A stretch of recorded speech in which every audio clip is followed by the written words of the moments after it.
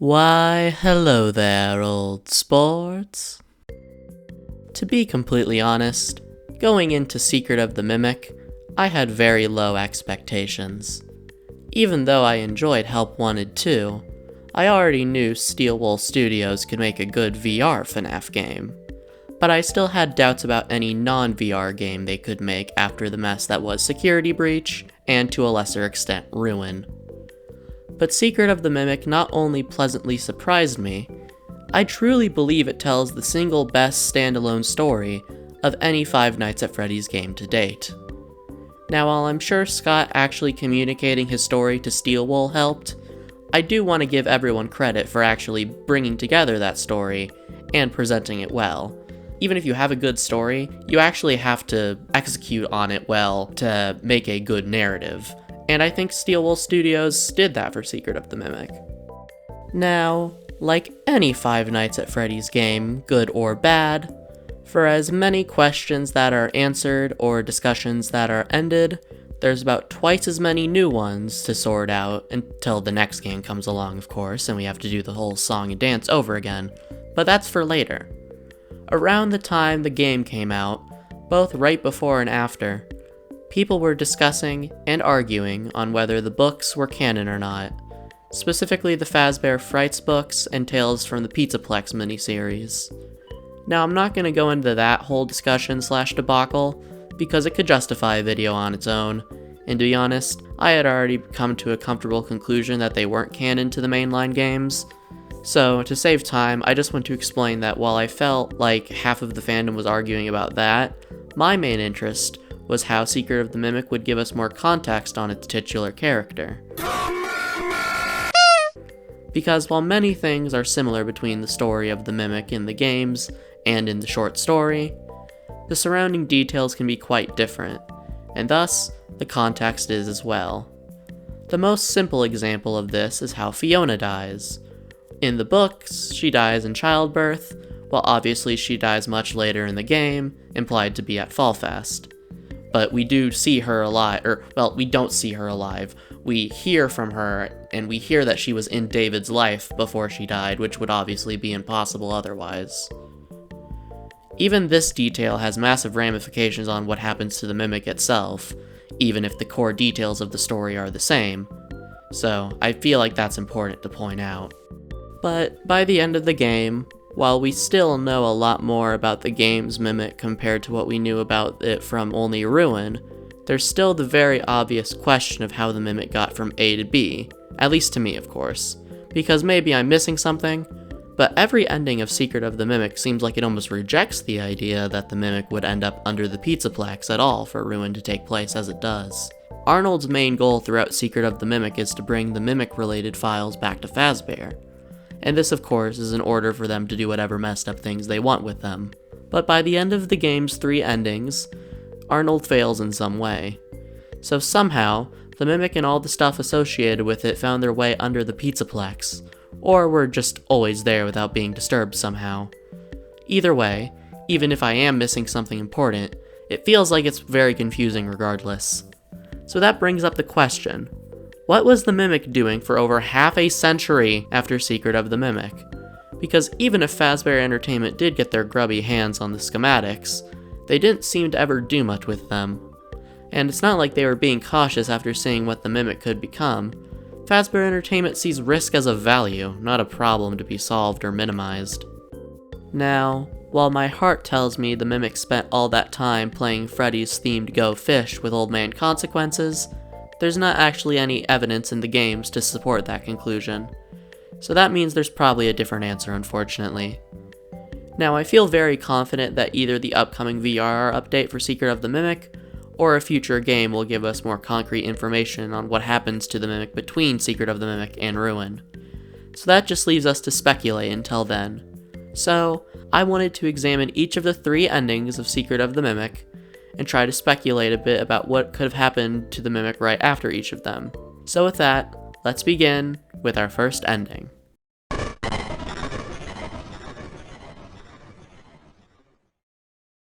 Now, before actually talking about any of the endings, I feel like I should explain that at the moment, we're not really sure what the canon ending of Secret of the Mimic is supposed to be.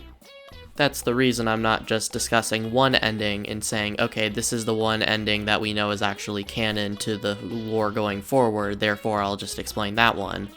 Because technically, there's always the possibility that in the universe of Five Nights at Freddy's, Arnold didn't specifically go down any one of the paths that we took to get the endings we can get in Secret of the Mimic, but instead took a different path that took bits and pieces from all three endings. I feel like with a game like Five Nights at Freddy's, and specifically Secret of the Mimic, I feel like even if the ending isn't specifically canon to the timeline going forward, it could have happened, if that makes sense. Even if you don't think the happy ending, or the storytime ending of Secret of the Mimic is what actually goes forward in the timeline, you could probably agree that Arnold could have made that decision to go down that route, he just chose not to if you don't believe that ending is canon.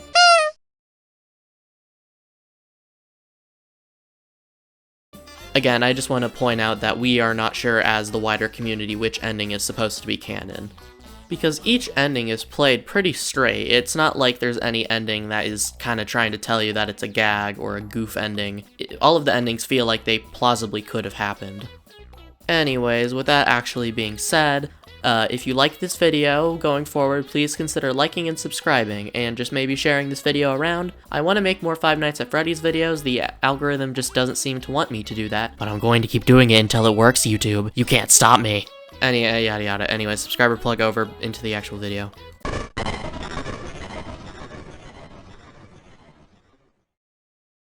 Now, I am very aware this is extremely out of order, but the first ending I want to talk about is the last ending you can get, which is the storytime ending. That's right. The bear saw everyone arguing. The group yelled and gnashed their teeth, and it scared the bear, and he ran away. This shocked all the friends, and they realized that anger didn't solve anything. They all started a band and lived happily ever after. The end.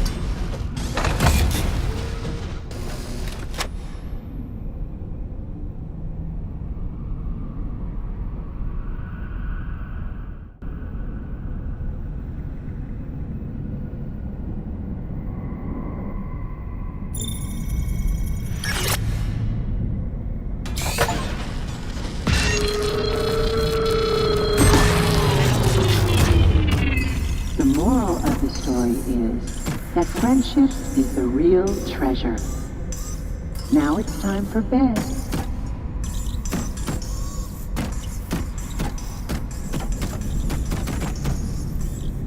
Your parents love you.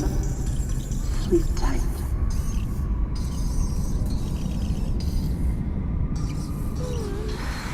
I love you.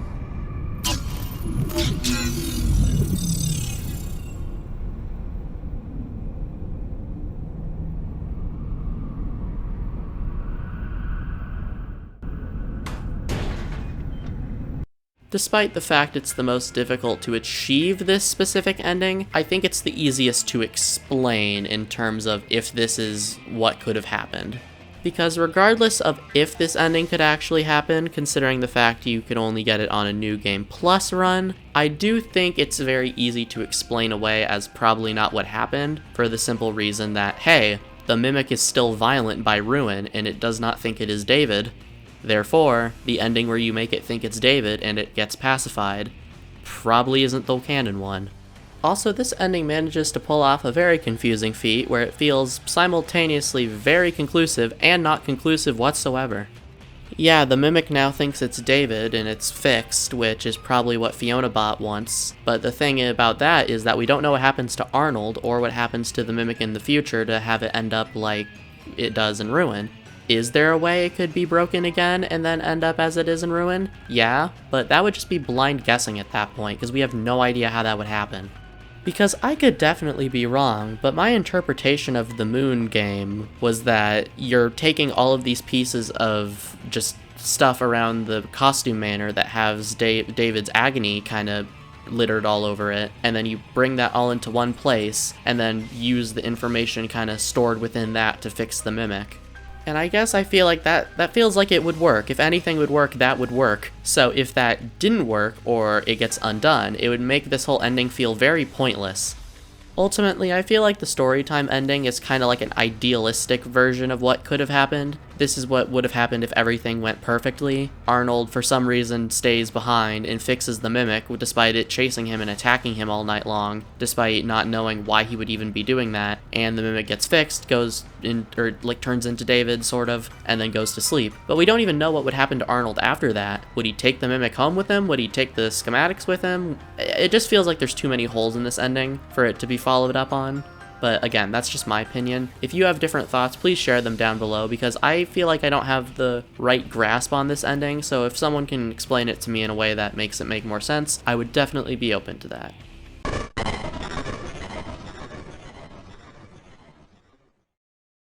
After you escape the basement with the Mimic schematics and escape the jaws of the White Tiger, the easiest ending to get is the clock out ending.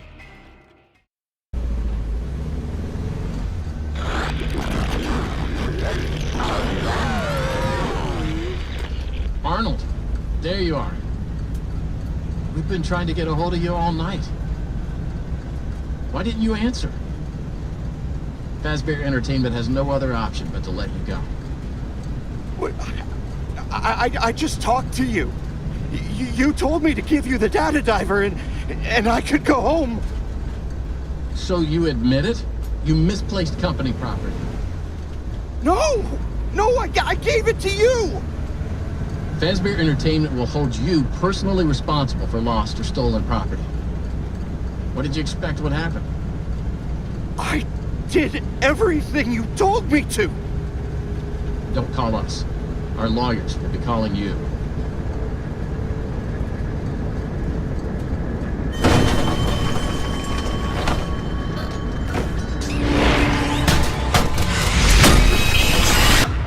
If I had to guess which ending was canon, I would place this in second place, because I feel like if anything, this is probably what I would expect someone in Arnold's position to do, is just because the whole night you've been told, hey, just get these schematics and you can get out of here, he would probably just get the schematics and get out of there. Funnily enough, the most interesting thing about this ending to me is the fact that the Mimic attacks you while you're driving away. You're driving on the road when dispatch is reprimanding you for giving away company property, and that's when the Mimic chooses to attack you. But then when you wake up, you're in the Proto-Freddy's underground. So that means the Mimic dragged you all the way back to the factory, or the manor, and then dragged you all the way down there just to stuff you in a suit, when he could have stuffed you in like any other place, or he could have just left you there on the road and walked back by himself. I mean, on a meta level, the scene is there to call back to Help Wanted and to clue the player into the fact that there's more to explore, if they hadn't guessed that already. Regardless, the point of this video isn't to speculate about logistics, it's to speculate about lore. Now, there's one of two ways I could see things going after this ending, and the first thing is obviously that Fazbear Entertainment would send either another person or another team of people to try to infiltrate Muri's costume manor to get the schematics.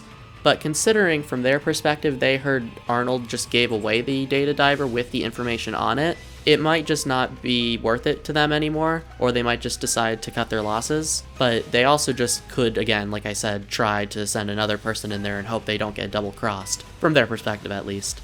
Now, Arnold can't really appreciate the beauty of the Mimic while he's running for his life, but you have to remember that the Mimic is a ginormous feat of engineering on Edwin's part, and Fazbear Entertainment probably sees it as invaluable for their business, so they probably see it as worth it to continue going after it. So I guess I believe that they would just keep trying, and since not everyone is built as just ridiculous as Arnold is apparently, everyone would probably fail and they would eventually give up. But the thing is, we know from William's notes that they were going to take the land and use it for their own purposes, even if they said they weren't going to. Let's be honest, they obviously were, especially once Edwin goes quote-unquote missing. I could definitely see the Mimic being a bit intimidated by a larger number of people and just deciding that the more optimal option is to hide away. Because as much punishment as the Mimic goes throughout this series, eventually they would be able to break it. I refuse to believe this thing is indestructible. But eventually, we know Fazbear Entertainment does build over the building regardless of what happens. Even if the Fazburger theory isn't true, which I do believe it is, I'm just saying, we know eventually the Pizzaplex gets built there. So maybe the Mimic kind of just hid away the whole time over that whole period, just repairing itself with whatever spare parts it can find around, and maybe that's why it looks different in Ruin compared to Secret of the Mimic. Who knows? Overall, like I said, there's plenty of ways that I feel like you could explain how the Mimic ends up from stuffing Arnold in a suit to where it ends up in Ruin, but I feel like that kind of just comes down to guessing and speculation, and I don't want to rely on that too much because this is more of a theory video than a fanfiction video, I guess, but I hope I am getting my point across.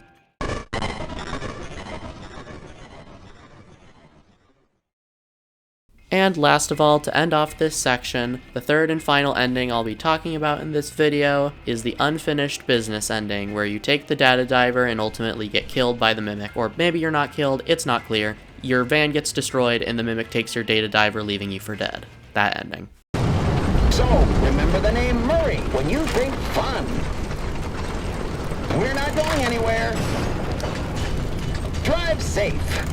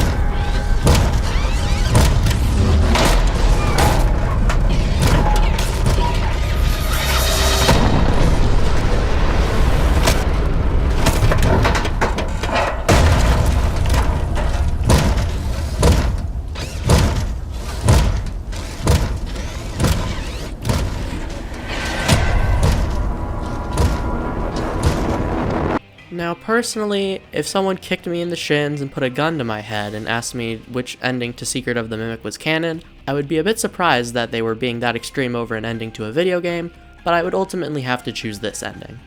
Not only does this ending feel the most, conclusive in a way that isn't bogged down by New Game Plus shenanigans or the plot is ending too soon shenanigans, I feel like this also leads into the future better than any other ending.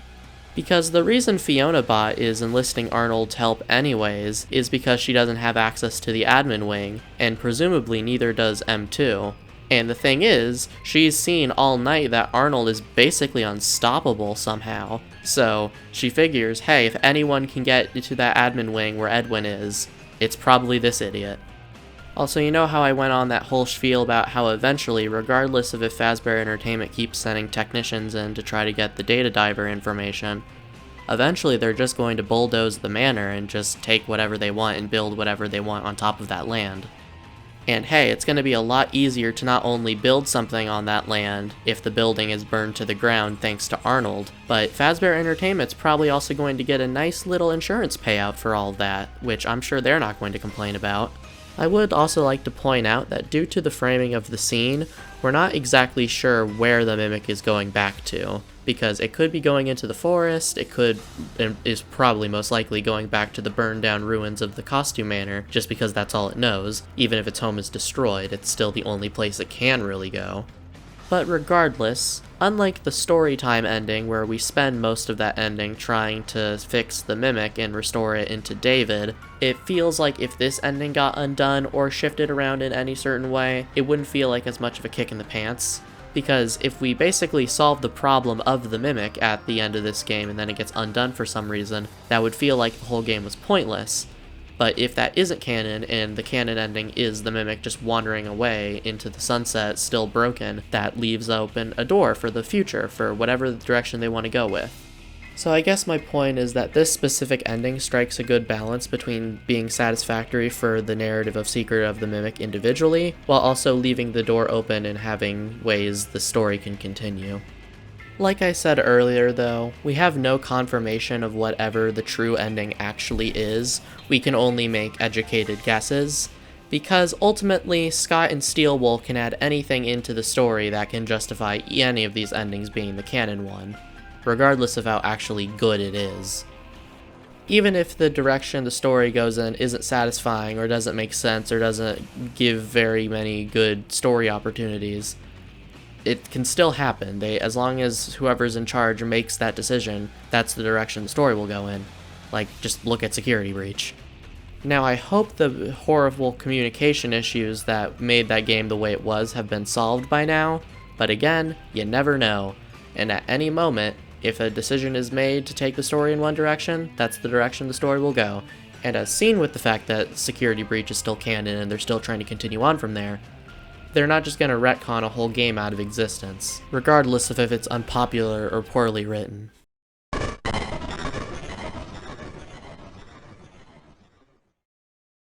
Now, as I mentioned at the end of that last section, whatever happens next is ultimately going to determine what is canon and what isn't.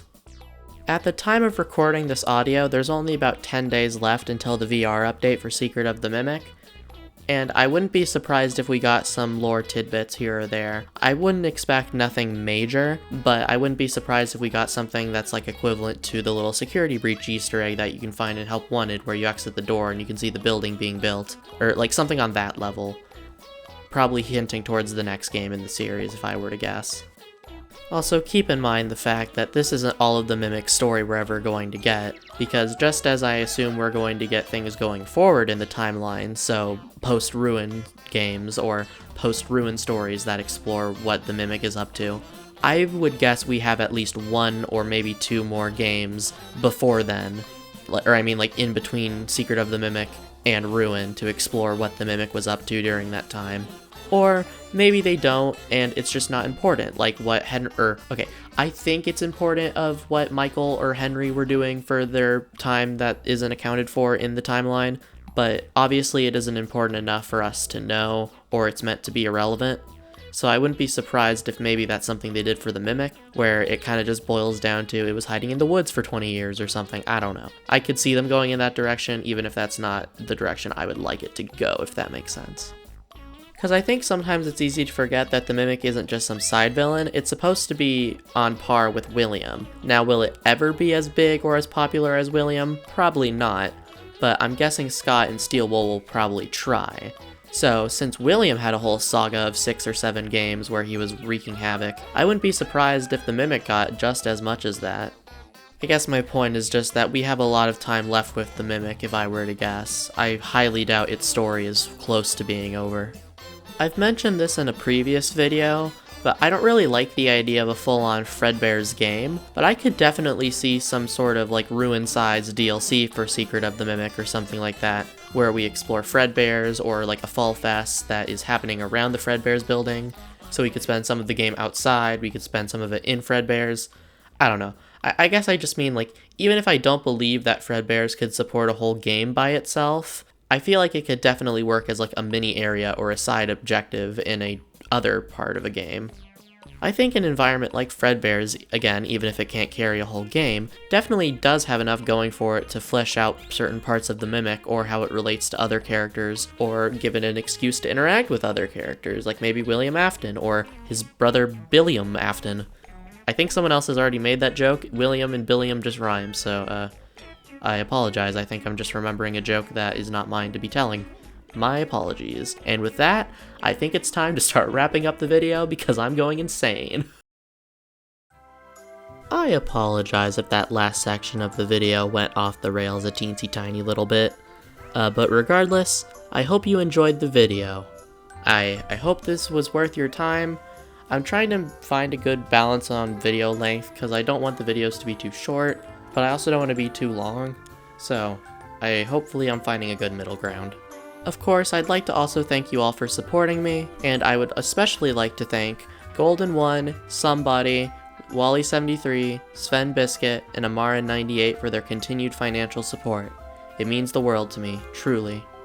I also just want to say before I go that I also might be taking a bit longer to finish videos because I'm working on some fan game related stuff for some projects I've been wanting to work on. So the time between videos might become a little longer, I'm not sure. We'll see how that gets into my workflow with my free time and stuff like that. I just felt like I should point that out. Regardless, once again, thank you for your time. I hope you enjoyed the video. Please consider commenting, and subscribing, and I'll see you on the flip side. Have a good night.